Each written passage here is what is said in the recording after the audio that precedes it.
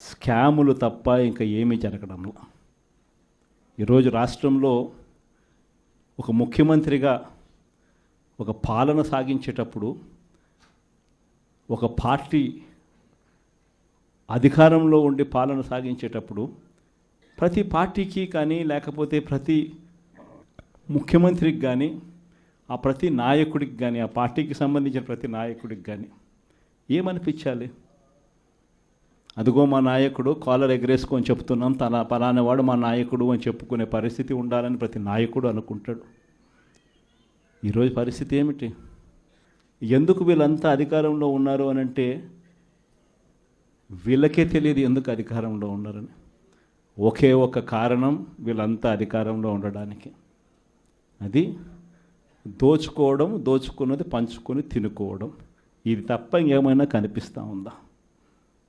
ఈరోజు liquor scam, మద్యం scam, ఇసుక స్కామ్, ఈరోజు నియోజకవర్గంలో ఏమి జరగాలన్నా, మైనింగ్ జరగాలన్నా, నియోజకవర్గంలో ఫ్యాక్టరీ నడపాలన్నా, ఈరోజు ఏది జరగాలన్నా ఎమ్మెల్యేకి ఆయనకి ఎంత ఇవ్వాలా, ఎమ్మెల్యే చంద్రబాబు నాయుడు గారికి ఎంత ఇవ్వాలా.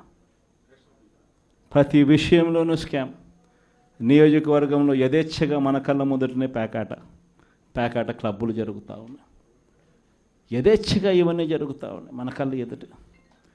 ప్రశ్నించే స్వరం ఎవరైనా ప్రశ్నిస్తే ప్రశ్నిస్తారేమో అని, ప్రశ్నించకూడదు అని ఏకంగా చిన్నపిల్లలను కూడా చూడుకోకుండా వాళ్ళందరినీ సోషల్ మీడియా కింద 111 సెక్షన్ పెట్టి, అంటే ఆర్గనైజ్డ్ క్రైమ్ అంట.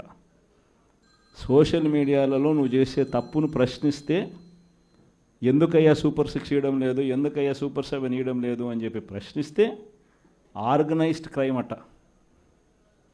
టెర్రరిస్టులకు పెట్టే క్రైమ్ ఆర్గనైజ్డ్ క్రైమ్ అని పోస్టింగ్ను పెట్టిన వాళ్ళను, చిన్నపిల్లలను కూడా చూడుకోకుండా వాళ్ళందరినీ జైళ్ళలో పెట్టి 40 రోజులు, 30 రోజులు, 50 రోజులు రకరకాల స్టేషన్ల చుట్టూ తిప్పి, రకరకాల జిల్లాలన్నీ తిప్పి వాళ్ళందరినీ కూడా ఇబ్బందులు పాలు చేసే కార్యక్రమం జరుగుతూ ఉంది.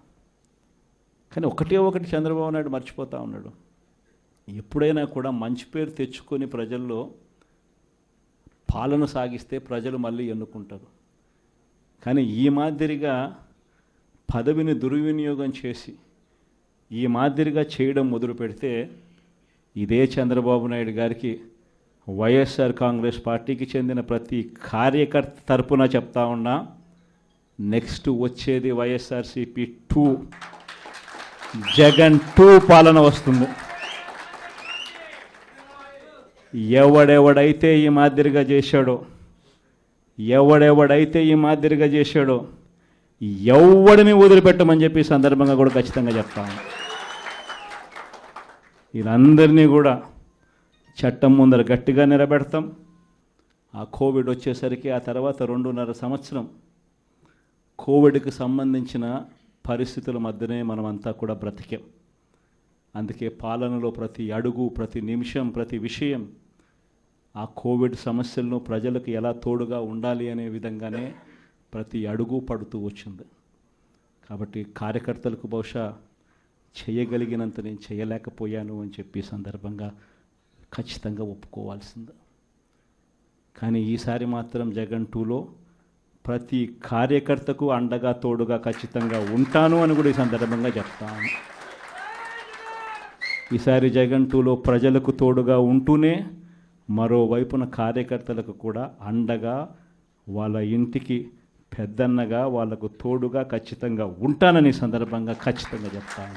వీళ్ళు దిక్కుమాలిన పాలనలో ఏ మాదిరిగా పాలన చేస్తూ ఉన్నారో కూడా మనమంతా చూసాం. మన తిరుపతి మీ అందరికీ కనిపించుంటుంది. నిజంగా ఈ ఒక్కొక్క కార్పొరేషన్లో వీళ్ళకున్న బలం ఎంత అని చెప్పి చూస్తే తిరుపతి కార్పొరేషన్లో 49 ఉంటే 48 వైఎస్ఆర్సీపీ గెలిచింది. తెలుగుదేశం పార్టీ 1. ఆ 1 గెలిచిన చోట డిప్యూటీ మేయర్ వాళ్ళ మనిషి అని చెప్పి వాళ్ళు చాలా ఏదో గొప్ప కార్యం, ఘనకార్యం చేసినట్టుగా వాళ్ళు చెప్పుకుంటా ఉన్నారు.